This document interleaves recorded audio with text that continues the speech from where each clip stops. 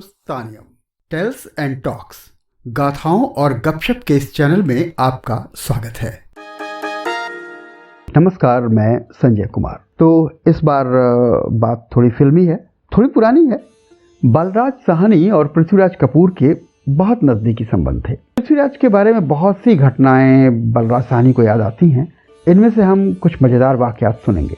इस एपिसोड में ऐसी ही एक घटना ये बताती है कि पृथ्वीराज अपने पेशे यानी नाटकों के प्रति कितने समर्पित थे और उसका कितना सम्मान करते थे। बलराज साहनी बताते हैं कि पृथ्वीराज जी अपनी एक्टिंग की भूख मिटाने और अभिनय को रोजी के बतौर चुनने के लिए 1929 के लगभग अपने प्यारे वतन पेशावर को छोड़कर मुंबई आ गए थे। उस जमाने के नाटकों का हाल भी बुरा ही था। धंधेदार कंपनियों के पेश किए हुए नाटकों का सांस्कृतिक स्तर इतना गिरा हुआ था जितना कि बदकिस्मती से कुछ वर्षों के लिए हमारी फिल्मों का गिर गया है। पैसा कमाने के चक्कर में इसके भाव और इसका ढंग दोनों बहुत घटिया हो चले थे। श्रृंगार रस को छोड़कर इन्होंने अपने बुजुर्गों के बताए हुए बाकी सारे सीख भुला दी थी। फिर नाटक या अभिनय कला के अपमान को वो बर्दाश्त नहीं करते थे कभी भी। एक बार पेशावर में नाटक हो रहा था। नाटक था हरिश्चंद्र। मोहम्मद हयात तारामती का पार्ट कर रहे थे। सब ठीक ठाक चल रहा था। नाटक के अंतिम दृश्य में तारामती अपने पुत्र रोहित की लाश को हाथों में उठाए शमशान भूमि में दाखिल होती है। तभी अचानक एक आवाज़ उभरती है, पख्तून पख्तून, और उसके बाद बहुत से सुर भरने लगते हैं, पख्तून पख्तून पख्तून। इसका मतलब गज़ल सुनाओ। हर तरफ ये शोर होने लगा। हयात ने रोहित की लाश को एक तरफ रखा और माइक पर आकर इश्किया गज़ल सुनाने लगा।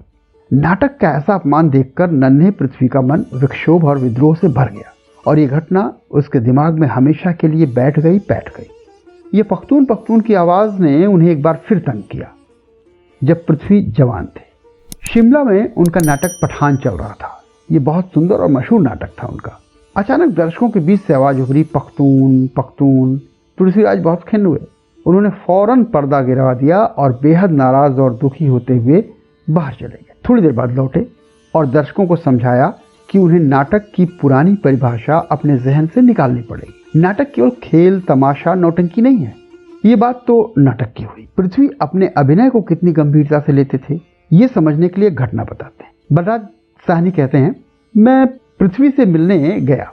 मुझे मालूम हुआ कि आज थिएटर का सारा सामान, पर्दे, पोशाकें, सीनरी वगैरह किसी बैंक के पास गिरवी रखी गई हैं ताकि कुछ पैसे लेकर काम चलाया जा सके। ऐसे मौके अक्सर आते हैं।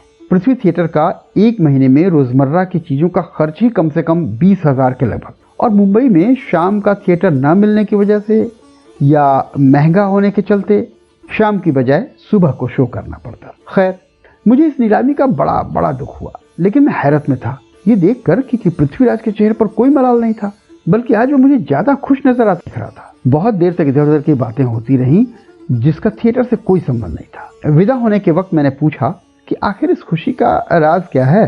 पृथ्वीराज ने कहा, बलराज, आज जब मैं स्टेज पर अपना पार्ट अदा कर रहा था तो मैंने महसूस किया कि मेरी सलवार का इजारबंद मुझे परेशान कर रहा है। मैं उसकी ओर हाथ बढ़ाने ही वाला था कि मुझे ख्याल आया कि मैं तो अंधे आदमी का पार्ट कर रहा हूँ। किसी अंधे को अपना इजारबंद कैसे दिखाई दे सकता है? और मैं रुक गया। बस सुबह से ये घटना मुझे बार बार याद आती है और मैं हंस पड़ता हूँ। बात को जारी रखते हुए पृथ्वीराज ने कहा, महसूस होता है कि कलाकार के लिए 3 गुण बड़े जरूरी। पहला, सच्चाई। दूसरा, अपने हुनर में माहिर होने के लिए तीव्र जिज्ञासा। और तीसरा, अथक परिश्रम करने की हिम्मत और सामाजिक जीवन का अनुभव।